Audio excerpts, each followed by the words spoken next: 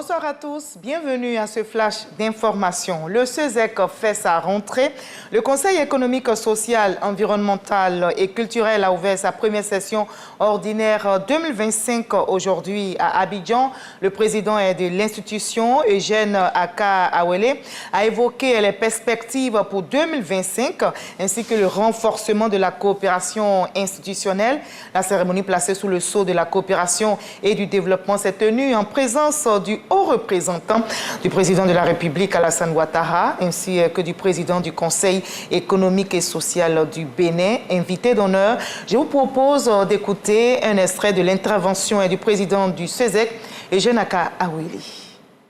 La Côte d'Ivoire aujourd'hui dispose de tous les ressorts nécessaires pour montrer à la face du monde qu'elle ne renoncera nullement à la voie de la démocratie qu'elle s'est choisie, qu'elle ne renoncera pas à la voie de la paix qu'elle a empruntée. Cette paix est reconquise patiemment au prix de sacrifices et de renoncements grâce au président Alassane Ouattara, homme de paix.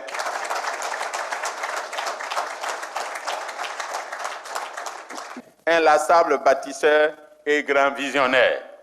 Le développement phénoménal dont nous sommes tous témoins, le rayonnement que connaît la Côte d'Ivoire, le respect qui lui est dû, l'amélioration substantielle de la vie des Ivoiriens, la confiance à lui vouée au niveau international reste tributaire de la paix retrouvée et justifie l'excellence de son bilan.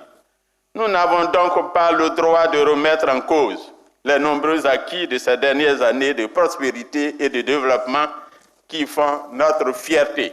Notre démocratie, il est bon de le souligner, a heureusement vocation à mettre un terme définitif à l'esprit de confrontation dans laquelle des acteurs en quête de gains politiciens trouvent souvent prétexte à faire prospérer la division. Oui, notre démocratie, dans une Côte d'Ivoire en pleine transformation, a besoin de se soustraire de la pression de l'urgence et de l'émotion pour retrouver vision et pensée stratégique sur le long terme, car le partage se faisant, chaque parti y trouvera son compte. Et toujours dans l'actualité, notez qu'après les qualifications pour la CAN 2025, les regards se tournent à présent vers le Mondial 2026 sur le continent africain.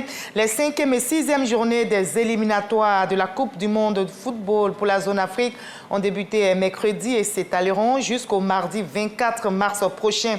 La Côte d'Ivoire, leader du groupe F avec 3 victoires et un match nul, affronte demain le Burundi. Les hommes des Mers Faye se préparent pour cette rencontre.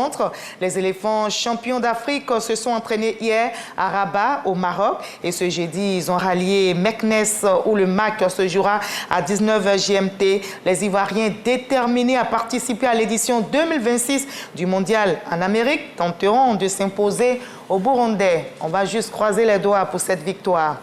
La Zimbabwéenne Kirsty Coventry a été élue à la tête du CEO à Costa Navarino en Grèce aujourd'hui même.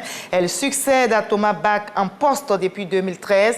L'ancienne nageuse devient ainsi la première femme à prendre la tête de l'instance olympique. Elle avait en face 6 candidats, des hommes, et la septuple médaillée olympique prendra donc ses fonctions à partir du 23 juin. Son mandat sera de 8 ans et renouvelable une fois pour 4 ans. Elle a fait son entrée au CEO en 2013 en qualité de membre de la commission des athlètes. Coventry est devenue donc la 10e présidente de cette prestigieuse organisation fondée, je rappelle, il y a 131 ans. Des pourparlers sur le conflit en Ukraine auront lieu lundi prochain en Arabie Saoudite entre des responsables russes et américains.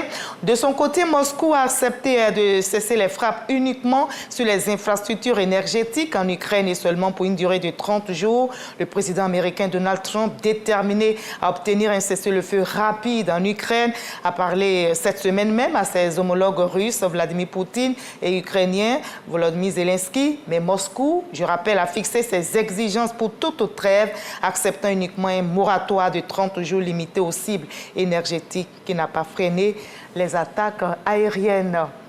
C'est dans la paix que je vous retrouve à 20h pour la grande édition. Mais comme vous le faites si bien d'habitude, je vous invite maintenant à suivre l'info régionale pour avoir toutes les nouvelles de nos très belles régions ivoiriennes. À tout à l'heure.